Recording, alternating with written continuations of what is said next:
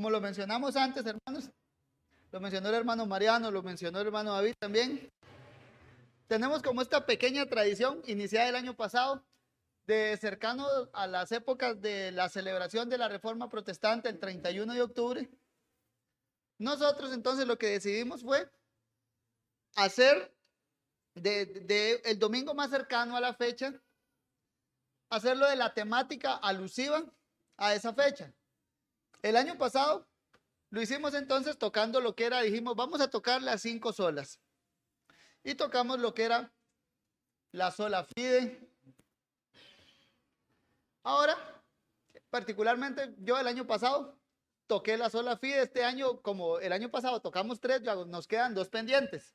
Entonces pusimos el acuerdo de que David iba a tocar lo que era la que acaba de pasar, la solo gloria a Dios o soli deo gloria. Y a mí me corresponde entonces lo que es la sola escritura o solo por la escritura. A manera de introducción, mis hermanos, ¿cómo podemos abordar este tema? Este tema, para entenderlo así, es como el fundamento principal, veámoslo así, de la Reforma Protestante.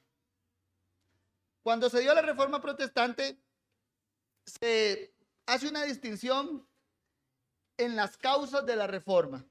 Y hablando a nivel teológico, está lo que es la causa formal de la Reforma Protestante y la causa material de la Reforma Protestante. En cuanto a la causa material de la Reforma Protestante, es la doctrina de la justificación por la fe, o la que se cobija por la sola fide, o la salvación es solo por la fe. Es la causa material porque, digámoslo así, eso fue como el tema central o el material central que incendió la llama de la teología de esa época y que sirvió entonces para, por decirlo así, hacer ese tipo de revolución o esa reforma más que todo a la iglesia, que era un volver a la escritura, ese entendimiento bíblico de lo que era la salvación solo por la fe. Eso es la causa material, es decir, la causa temática de la Reforma Protestante fue la justificación por la sola fe. Y entonces está la otra distinción, que es la causa formal de la Reforma Protestante. Y la causa formal de la Reforma es esto que vamos a ver hoy, que se cobija bajo ese lema entonces de solo la escritura. Esta es la causa formal porque es como la que le da forma, por decirlo así, a todo lo que sigue, tanto a la causa material como a toda la temática que englobaba en sí o engloba hasta el día de hoy lo que es la teología reformada. Entonces, ese lema, para empezar así, entonces, solo escritura, nos estamos refiriendo, para hacer la distinción, y espero que la tengamos clara, a la causa formal de la Reforma Protestante. Este como tal, podemos decir, es una de esas banderas que nosotros agarramos, levantamos y ondeamos como herederos de esa misma teología de la época. En la Edad Media era así como el eslogan que los reformadores entonces levantaron para llevar a cabo la tarea teológica de reforma o de volver a las escrituras. Los reformadores, con la intención de llevar a la iglesia a la verdad evangélica, que como lo decían ellos, había sido predicada primeramente por Jesucristo, decían que había sido predicada también por San Pablo, había pasado por los padres a llegar hasta Agustín. Y ellos decían, lo que nosotros ahora estamos predicando, eso de volver a las escrituras, de tener nuestro fundamento solo en lo que Dios ha dicho, es lo que la iglesia de Cristo siempre ha creído. Y entonces lo que ellos hacían era sacar el énfasis particular de dejarlo exclusivamente a la escritura sola. De ahí el solo la escritura. Es decir, solo necesitamos la escritura para saber lo que Dios nos ha revelado. No necesitamos la voz humana, no necesitamos que venga el clero, no necesitamos que vengan los cardenales en esa época a decirnos cómo interpretar la Biblia o a aclararnos lo que dice la Biblia, sino lo que necesitamos es que la misma Biblia se nos explica a sí misma. Y el fondo del asunto de la sola escritura es que la Biblia es suficiente, que la Biblia es única y suficiente para la vida de la iglesia. Y entonces los reformadores trataron de establecer estas verdades como, para dejarlo de manera sencilla, ellos decían, al final, la autoridad exclusiva, la autoridad final en cualquier temática de fe o de vida de la iglesia es la escritura. Ahora bien, esto es algo que nos parece obvio a nosotros.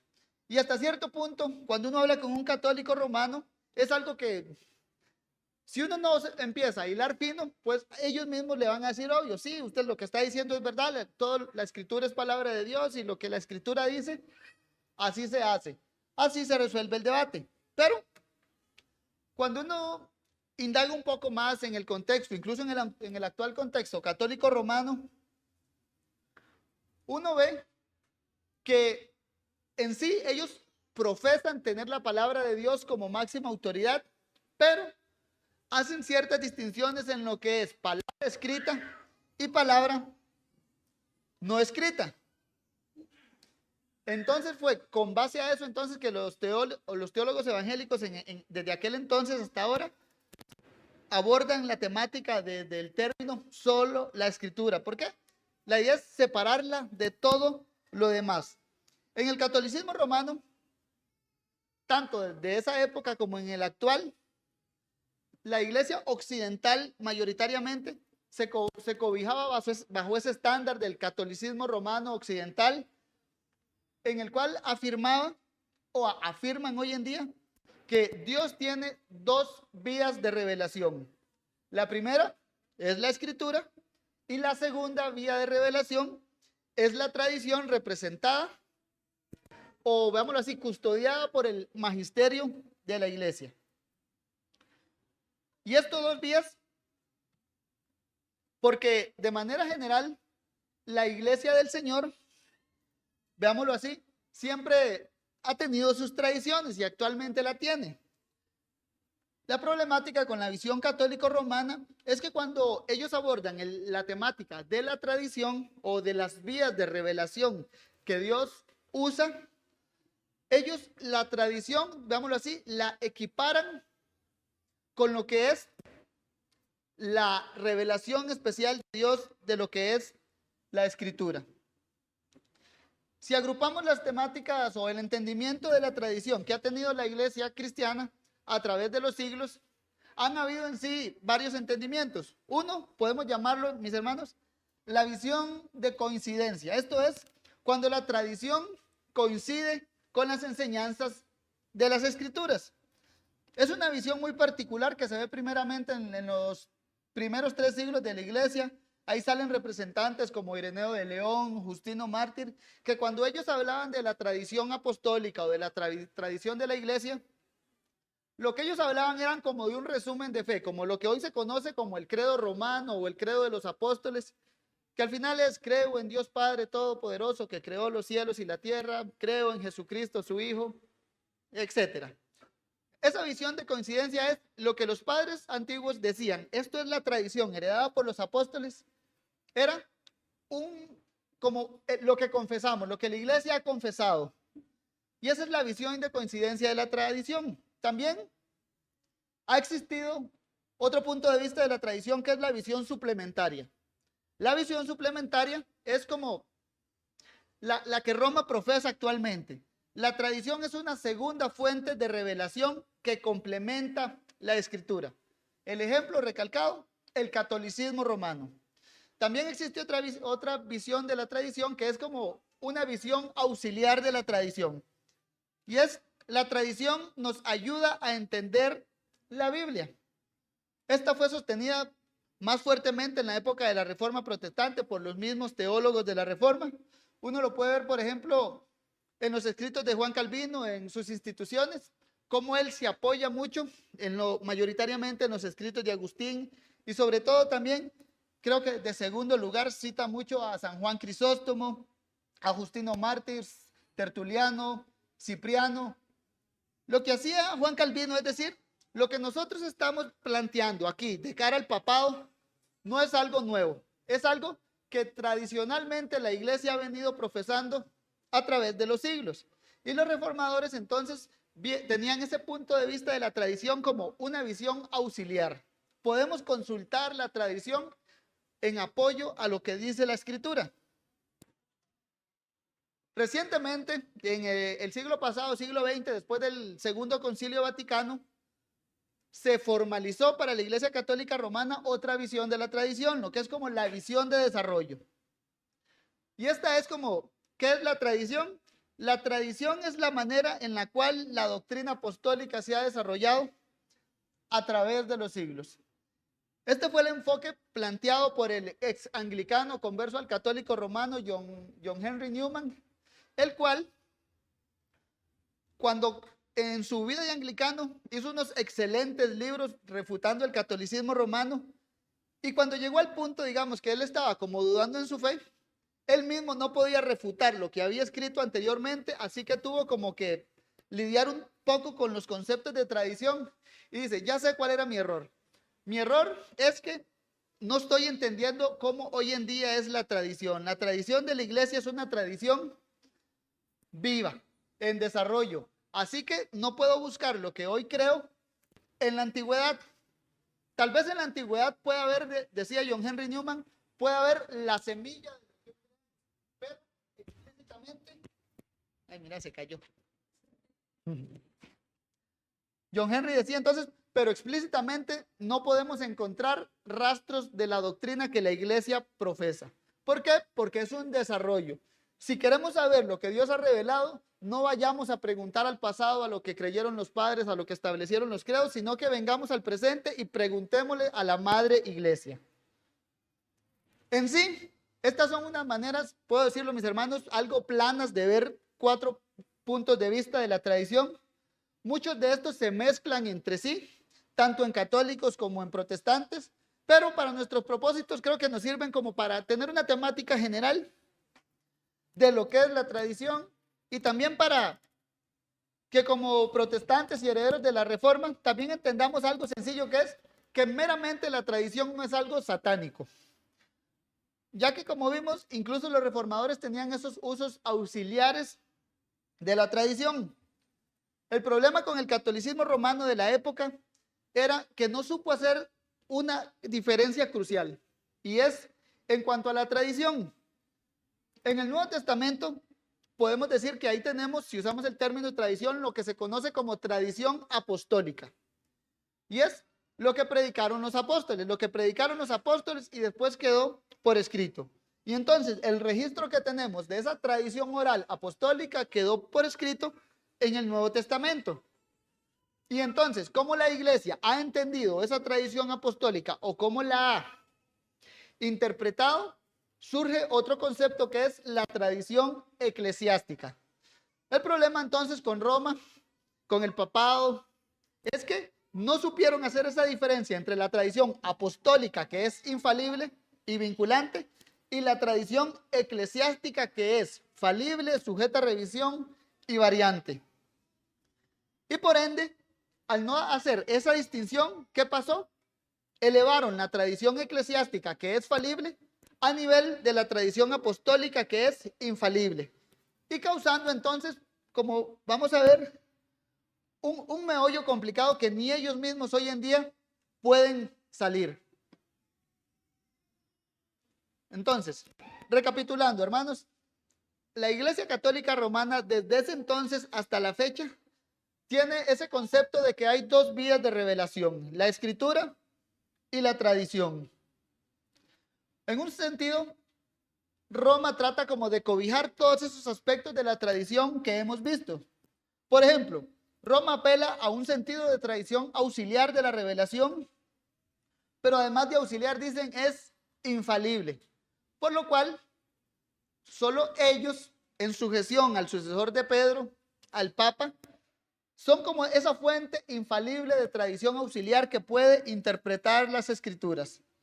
En la Contrarreforma, en el Concilio de Trento, ellos lo dejaron declarado así. Dice, además, para refrenar los espíritus desenfrenados se decreta que nadie, confiando en su propio juicio en materias de fe y moral pertenecientes a la edificación de la doctrina cristiana, distorsionando las sagradas escrituras según sus propias concepciones, se atreva a interpretarlas contrariamente a ese sentido que la Santa Madre Iglesia, a quien pertenece juzgar su verdadero sentido de interpretación, ha tenido o mantiene, e incluso contrariamente al consentimiento unánime de los padres.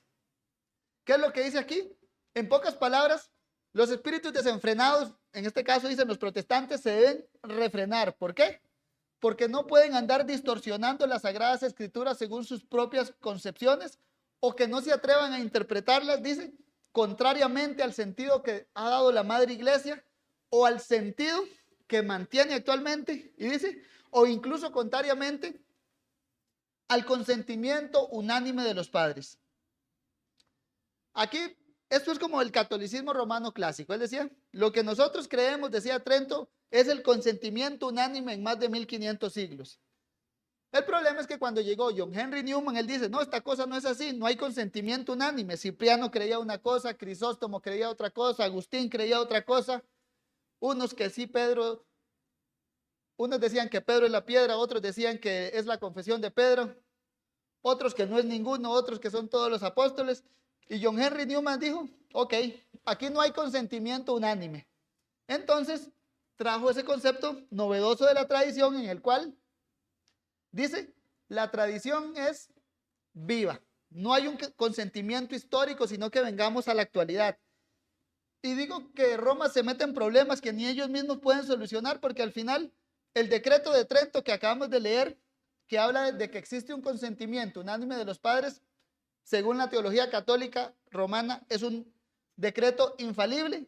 Y por otro lado, el decreto que nació con el cardenal Newman, ratificado en el Segundo Concilio Vaticano en 1900, no recuerdo, 60 y pico, también es infalible y al final es contrario al decreto de Trento. El tema es que con Roma entonces tiene esos embrollos feos que en lugar sencillamente de reconocer, me equivoqué, estoy contradiciéndome, no, tiene que sostener esas tonterías que hace, esas contradicciones. ¿Por qué? Porque la iglesia es infalible. Pero con ese otro concepto entonces, Roma lo que hace a fin de cuentas es tratar de cobijar todos los conceptos de tradición e infalibles bajo la misma. ¿Para qué? Para así ella volverse como ese monopolio de la revelación de Dios. Y por ende, para saber lo que Dios dice, ¿qué se ocupa? Ir a la Santa Madre Iglesia. No ir a mi Biblia, sino sencillamente ir a la Santa Madre Iglesia. Y Roma lo hacía y sencillamente desde hoy en día creo que lo hace y la pone de cierta manera sencilla para sus fieles, porque lo pone así. Usted no tiene ni que pensar, ya todo está pensado. Lo tenemos todo como en bandeja de plata para usted. Cierto teólogo católico romano que lo estaba escuchando en estos días, tal cual se los estoy leyendo ahorita, así mismo lo decía. Él decía, ser católico es fácil. Lo que ocupamos es nada. Ya la iglesia tiene todo hecho para usted. Y en pocas palabras yo le leí, no, este fulano lo que le dice es que a usted que no tenga cerebro, que venga y que la iglesia le va a dar todo. Ahora, esto es de lo que desde los inicios de la Reforma Protestante lo que se han enfrentado la iglesia. Se ha enfrentado a una iglesia en ese entonces enorme, autoritaria, que al que sencillamente decía algo contrario a lo que Roma enseñaba, era tildado como hereje, como heresiarca, como líder de herejes, y era condenado, ya sea en su propia carne, lo quemaban, o hacían una pantomima de la tradicional quema de Judas aquí. Le ponían nombre a un muñeco, este es Lutero, y quemaban al muñeco y quemaban todos los libros de Lutero con él, por dar un ejemplo. Y esta actitud entonces de adjudicarse el monopolio de la Biblia era contra lo que los reformadores levantaron esta bandera de sola escritura. No es la tradición la que está a la altura de la escritura, no es la tradición la que va a venir a decirnos infaliblemente lo que dice la Biblia, sino que la misma Biblia en su conjunto es lo que la iglesia necesita. Y de ahí surgió entonces esa frase en latín de solo la escritura. Entonces procedamos a qué significa sola escritura. Primero veamos, mis hermanos, qué no significa sola escritura. La sola escritura entonces no es o no se trata de afirmar que la Biblia contiene el conocimiento exhaustivo de todo. Eso no es sola escritura. Porque la Biblia no es exhaustiva en muchos detalles. Usted no va a la Biblia y no aprende cómo reparar el motor de un carro. Ya, eso no es sola escritura. Usted no va a la Biblia y a buscar cuál era el color de ojos de Judas. Ya no, la Biblia no es exhaustiva en muchos detalles. ¿Por qué? Sola escritura no significa que todo está en la Biblia. Otra cosa que no significa sola escritura, no se trata de una negación de la autoridad dada por Dios a la iglesia para enseñar la verdad de Dios. Más bien de la sola escritura se desprende que la iglesia es columna y baluarte de la verdad. La iglesia es la que levanta esa bandera de sola escritura y la muestra al mundo. Y la sola escritura enseña que en sí la iglesia tiene autoridad. Autoridad como iglesia. Cuando nosotros, mis hermanos, nos unimos a esta iglesia, una de las cosas que hacemos es nos sometemos a la autoridad de esta iglesia local. También la sola escritura no es una negación de que la palabra de Dios se dio de manera oral. Como lo acabamos de decir hace poco, la sola escritura no niega la existencia de lo que llamamos esa tradición apostólica infalible. Era lo que predicaba Pedro, lo que predicaba Pablo, lo que predicaban los apóstoles y que nos quedó registrado entonces en el Nuevo Testamento.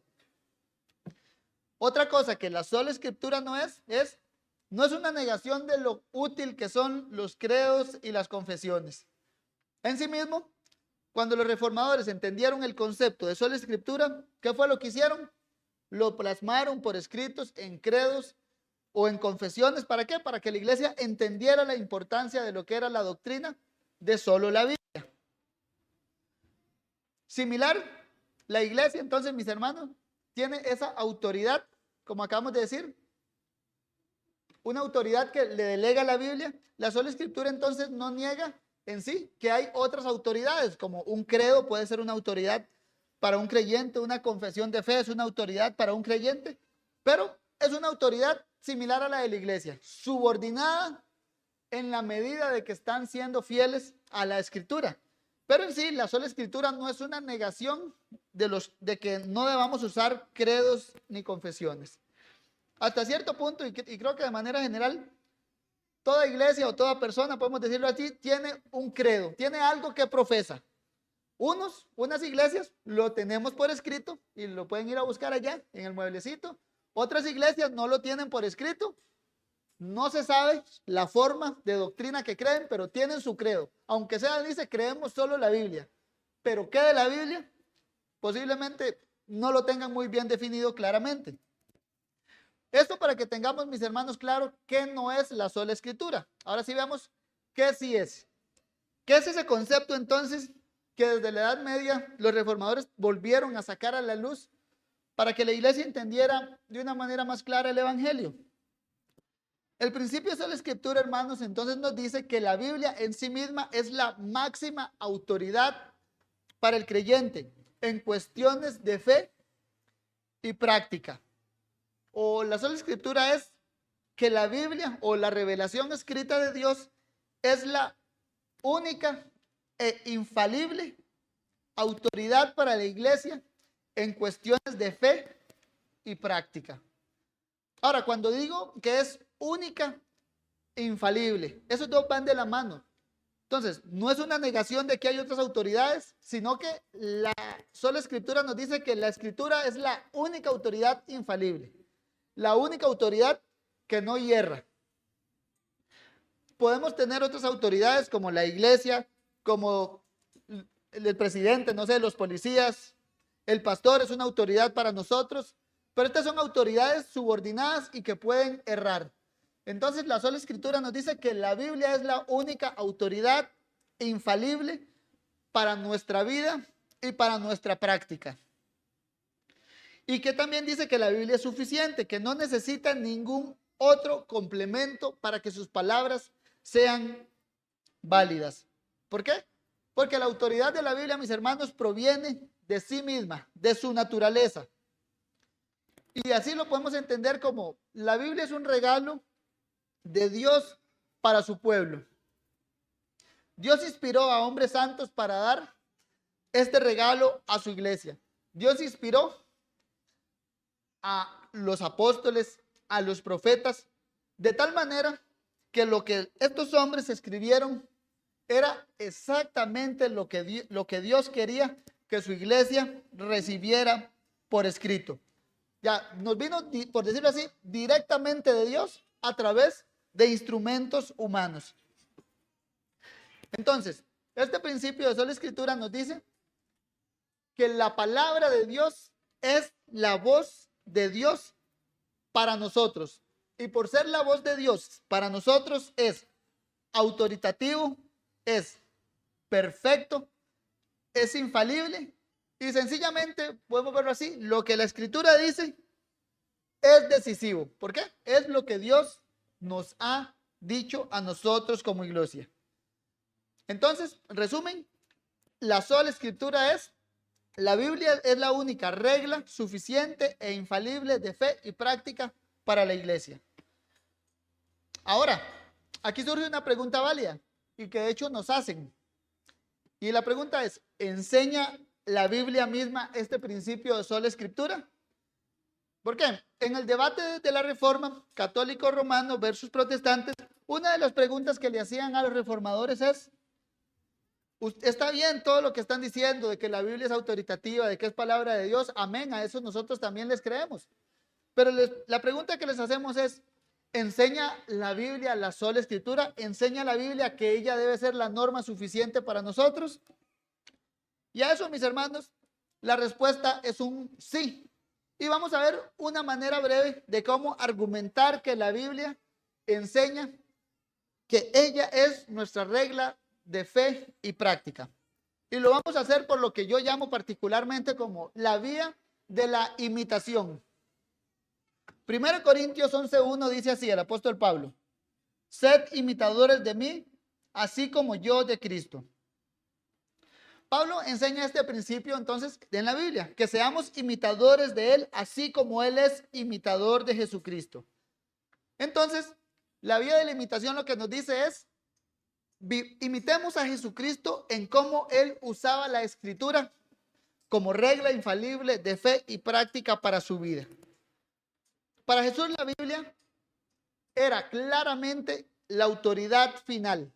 ¿Cómo Jesús resolvía las cuestiones con los líderes judíos, con los fariseos, con los saduceos, con los herodianos, como hemos visto en Marcos? Lo hacía recurriendo a las escrituras.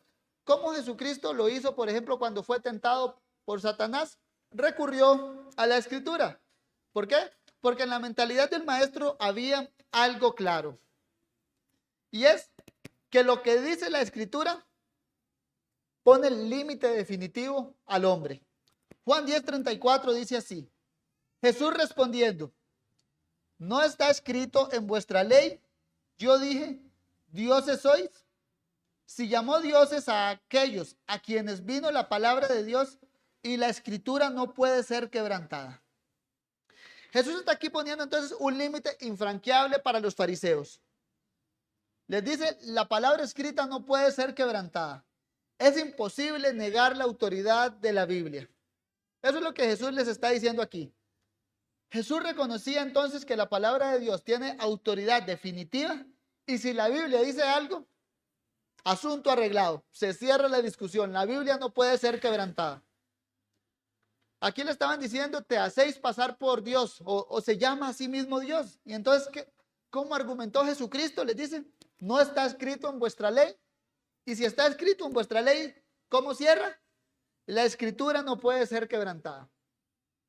Entonces, para Jesucristo aquí ya vemos cómo él ponía en práctica ese principio de sola escritura. Cuando él hablaba, su regla para debatir cuestiones teológicas, para hablar con el hombre, era la Biblia. Y lo que la Biblia dice no puede ser quebrantado. Tenemos otro registro, Mateo 12, versículo 2, dice así, sobre el sábado. Porque a Jesús siempre lo tachaban mucho de quebranta el sábado haciendo X cosa, quebranta el sábado con sus discípulos haciendo X cosas. ¿Y qué hacía Jesús ante eso? Mateo 12. He aquí, tus tus discípulos hacen lo que no es lícito hacer en el día de reposo. Pero les dijo, ¿no habéis leído lo que hizo David?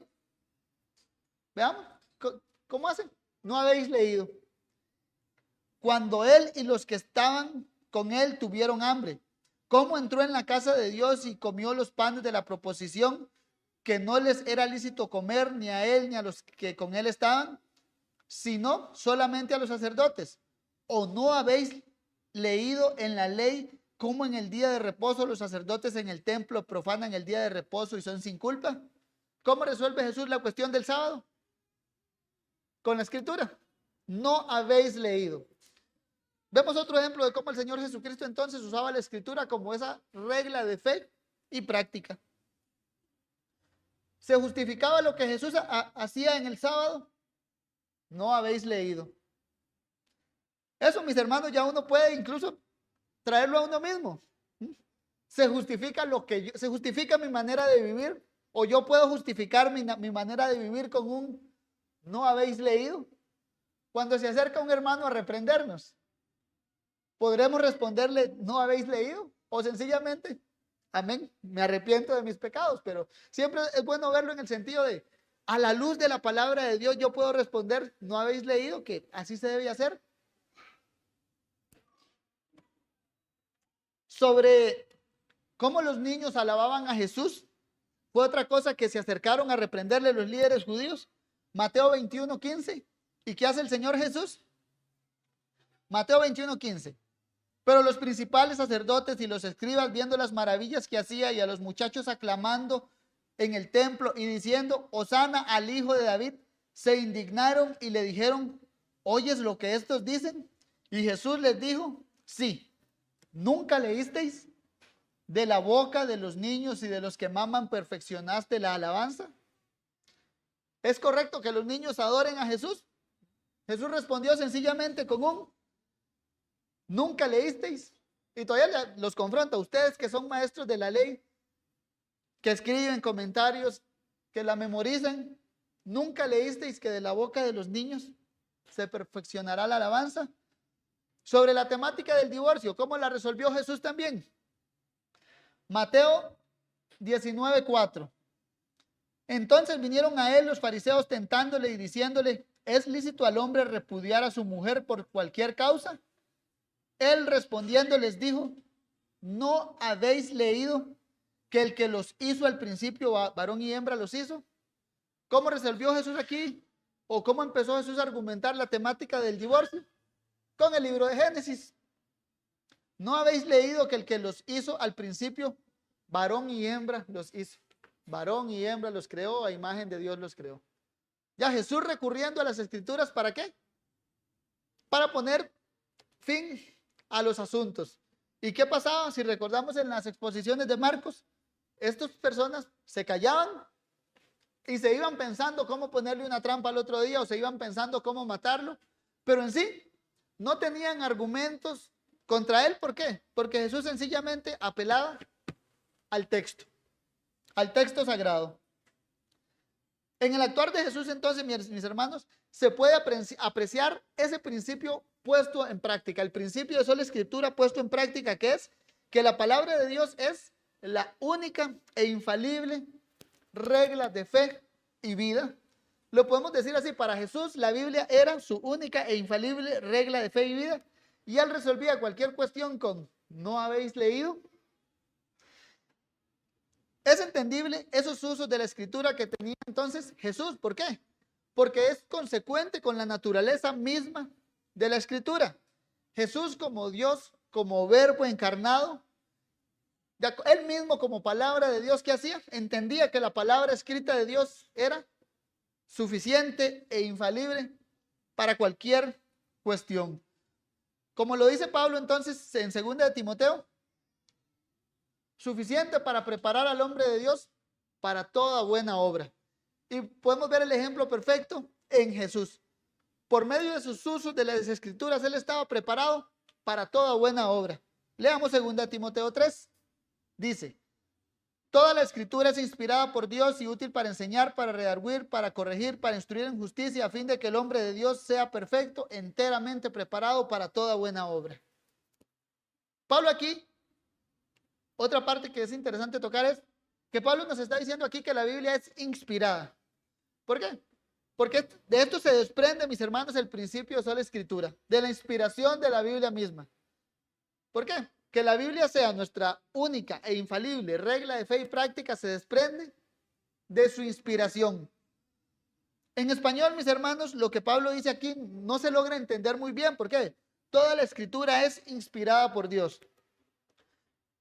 La inspiración en nuestro idioma español es como, no sé, estos hombres, puede pensar uno, empezaron a pensar tanto en Dios y se inspiraron en Dios y empezaron a escribir como el que se inspira en algo y hace una pintura o hace un poema. Bueno, esa no es el tipo de inspiración de la que habla Pablo aquí respecto a la Biblia. Cuando Pablo habla de la escritura inspirada, podemos entenderlo como exhalada de Dios. Se forma de dos palabras, teos y neuma. Cuando toda la escritura es inspirada, toda la escritura es teoneutos.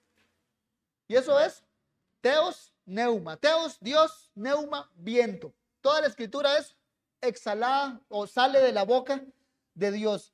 Y lo que Pablo entonces nos dice es, no nos dice que los escritores bíblicos pensaron tanto en Dios para luego ellos escribir, sino ese teoneutos es Dios habló a través de los hombres. Lo que Dios expiró de la boca de él pasó a través de instrumentos humanos y quedó plasmado en la escritura.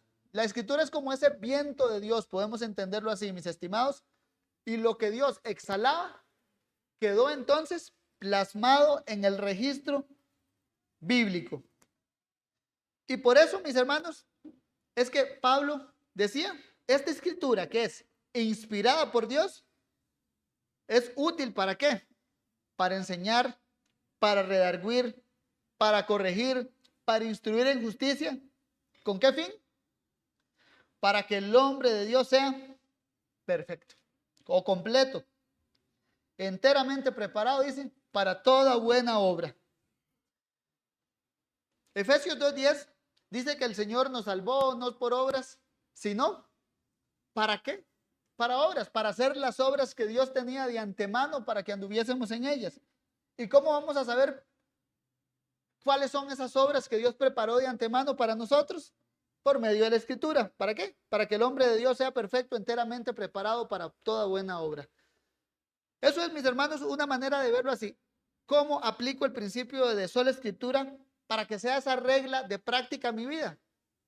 Bueno, yo voy a la escritura y es la que me prepara para andar, valga la redundancia, enteramente preparado para toda buena obra. Quiero hacer el bien, voy a la escritura.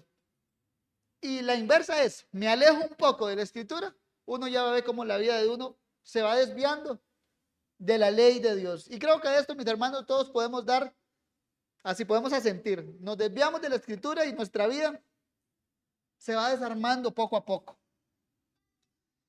Por eso Pablo, mis hermanos, él también delimita claramente, no solo a Timoteo, sino a la iglesia, a los corintios, este principio de la sola escritura. Primero a los Corintios 4:6 les dice, por esto, hermanos, lo he presentado como un ejemplo en mí y en Apolos por amor de vosotros, para que en nosotros aprendáis a no pensar más de lo que está escrito, no sea que por causa de uno os envanezcáis unos contra otros. Aquí por un lado, mis hermanos, siempre me gusta mencionarlo cuando no se me pasa por alto. Aquí tenemos una variante textual y es cuando lo dice pensar, para que en nosotros aprendáis a no pensar más de lo que está escrito. Y una variante textual, recordemos, es cierto fragmento de texto que está en unos manuscritos griegos y en otros no, y de ahí unos por un lado dicen, no, esto sí lo escribió Pablo, y otros por otro lado dicen, no, esto no lo escribió Pablo, por decirlo así, a grandes rasgos. Y particularmente yo soy de los que creo que esta frase particular no la escribió Pablo. ¿Por qué? Porque cuando uno lo ve en los mejores y más antiguos manuscritos, como para no alargar el tema, pues no se encuentra la frase, sino que se encuentra en unos manuscritos procedentes de la Edad Media, ya muy distantes del apóstol Pablo. Pero en lo que sí dice este texto, creo que está el principio claro, y es a no pasar los límites de lo que está escrito. Primera los Corintios 4:6. Leon Morris, comentando este pasaje, lo dice así: lo que Pablo se refiere aquí es a un grito de atrapar, familiar para Pablo y para sus lectores, dirigiendo la atención a la necesidad de ¿qué? De conformidad con las escrituras. ¿Qué es el punto cuando Pablo les está diciendo aquí? Para que aprendáis en nosotros a no pasar más de lo que está escrito. Ya, Pablo les está marcando un límite aquí. ¿Cómo resolvían la iglesia de Corintios sus problemas? Yo soy de Apolos, yo soy de Cefas, no, yo soy mucho mejor porque yo sí soy de Cristo. Se llevaban a los tribunales los unos con otros, no se amaban, a la hora de la cena del Señor se adelantaban los unos con otros. Alguien estaba hablando en lengua, venía el otro y le interrumpía porque quería ser escuchado. Alguien estaba profetizando y pasaba lo mismo. ¿Y qué los llama Pablo? A no pasar más allá de lo que está escrito. Y aquí Pablo lo establece también de forma práctica y sencilla para la iglesia de Corintio, este principio de la sola escritura. ¿Cómo? Regulen su práctica, ¿cómo? No pasando más allá de lo que está escrito. Y esta actitud, mis hermanos, no solo es una actitud, sino que, veámoslo, es una necesidad que todo cristiano tiene. ¿Qué? No pasar más allá de lo que está escrito. Y al punto que esta actitud, el apóstol Pablo mismo, y es un texto creo que tradicional como protestantes debemos casi que sabernos de memoria, es cómo el apóstol Pablo felicita esta actitud a los de la iglesia de Berea y los llama: ustedes son nobles. Hechos 17:11 les dice: y estos eran más nobles que los que estaban en Tesalónica, pues recibieron la palabra con toda solicitud, escudriñando cada día las escrituras para ver si estas cosas eran así. Así que creyeron muchos de ellos y mujeres griegas de distinción y no pocos hombres. Verso 11, escudriñando cada día las escrituras para ver si estas cosas eran así. ¿Y cómo empezó Pablo? Y estos eran más nobles. Es una actitud buena, lo dice el apóstol Pablo, hacer eso, escudriñar cada día las escrituras para ver si estas cosas eran así. Y Pablo dice, no escribe esto como, no, me pusieron una pared y no me quisieron. No, Pablo dice, pues recibieron la palabra con toda solicitud, escudriñando cada día las escrituras para ver si estas cosas eran así. Ya, estas personas, esta iglesia recibió la palabra predicada por Pablo, pero ¿cómo la recibió? Lo que Pablo decía. Ya, y Pablo alaba esto con toda solicitud. Y veamos que dio fruto, mis hermanos, para ver si estas cosas eran así. Verso 12, así que creyeron muchos de ellos. Este es uno de estos textos, yo digo, preciosos por eso. Se elogia la actitud de verificar todo con la Biblia. Se dice que eso es bueno, eso es noble, eso es recibir la palabra con solicitud, escudriñando cada día. Así creyeron muchos de ellos. Esa es una forma, mis hermanos, que como yo lo veo, así debe ser un culto cristiano, de hecho, desviándome un poco, o tratando de aplicarlo más que todo. Viene el predicador, abre su Biblia, y la audiencia, ¿cómo debe estar? Recibiendo la palabra con toda solicitud, escudriñando, para ver si estas cosas son así. Ya, así debe ser como esa interacción en el culto. La palabra de Dios va a los oyentes la reciben con toda solicitud y es, mira, sí, wow, sí, es lo que ve como en la iglesia de Berea. Estaban impresionados de que lo que Pablo decía estaba ahí en el Antiguo Testamento y sencillamente ellos con plena convicción, yo me imagino, le decían amén al apóstol Pablo. Y de aquí podemos ver, mis hermanos, Dios bendice a las iglesias que le son fieles. Recibieron la palabra con solicitud, la recibieron escudriñando. No los vio. Pablo no les dijo, no, la letra mata, yo les traigo palabra fresca, no. Con toda solicitud, eso es bueno. Y tuvieron la bendición de ver conversiones. Así creyeron muchos. En resumen, mis hermanos, para ir terminando, La sola escritura, entendamos, primero surgió en un contexto donde la tradición se ponía a la par o por encima de la palabra de Dios. Entonces, en respuesta a esto, los reformadores promovieron que la Biblia por sí misma es la autoridad suprema y surgió este concepto. Tal vez no surgió con estas mismas palabras porque fue evolucionando con el tiempo, pero sí se podía rastrear. Y el concepto es, para tenerlo claro, la Biblia es la única y suficiente regla de fe y vida para la iglesia. Y también, mis hermanos, vimos cómo Jesús ponía en práctica este concepto. ¿No habéis leído cómo el apóstol Pablo lo desprende de toda escritura? Es inspirada por Dios y de ahí les dice a los corintios a no pensar más allá de lo que está escrito. Y para terminar, ¿cómo aplicamos esto a nuestras vidas, mis hermanos? Una, creo yo, siendo consistentes. Esto es sencillo de entender. Si la Biblia nos dice una cosa, se espera que nosotros, como cristianos, lo hagamos. Ya, así, sencillo. No como en el contexto de la Iglesia Católica Romana, que cuando la Biblia les dice una cosa, ellos sencillamente sacan del bolsillo el as bajo la manga de la tradición. No, pero la tradición dice otra cosa y ya hacen un meollo. ¿Para qué? Para no hacer lo que claramente la Biblia dice.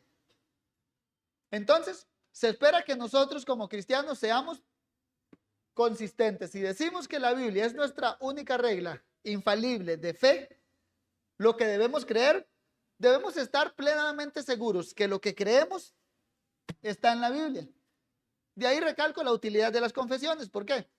Cada doctrina que viene expresada en la confesión trae un montón de versículos de apoyo para que usted vaya y lea. Sí, la Trinidad. Ah, sí, mirad, sí está en la Biblia. ¿Por qué? Porque la Biblia es nuestra única regla infalible de fe. Lo que yo creo, ese depósito de la fe, debo extraerlo de la Escritura. En cuanto a la doctrina de la creación, vamos a la Biblia. En cuanto a la doctrina de Cristo, vamos a la Biblia.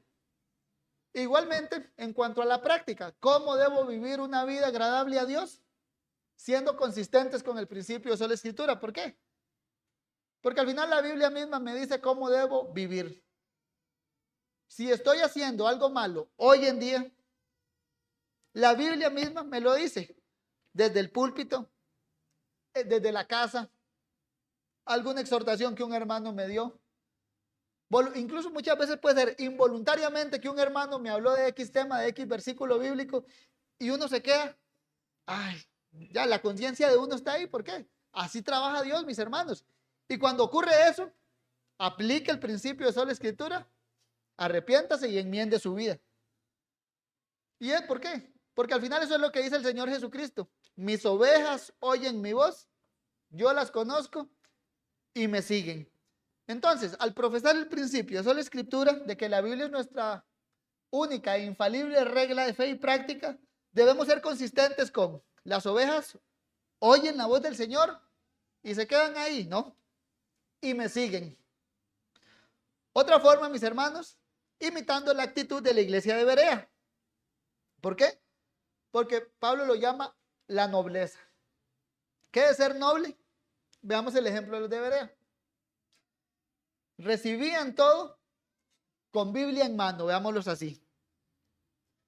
Verificaban todas las enseñanzas para ver si esto era así. Cuando ellos decían amén, lo decían con plena convicción de ¿qué? De que era extraído de las escrituras. De ahí mismo, mis hermanos, preguntémonos ¿qué tanto nos podemos habituar a que nos prediquen o qué tanto podemos dar por sentado de que lo que nos están enseñando es extraído de la palabra de Dios? Porque uno lo puede hacer, se puede habituar tanto a, veámoslo así, a estar en una iglesia sana, que uno puede dar por sentado de que siempre vamos a seguir siendo sanos.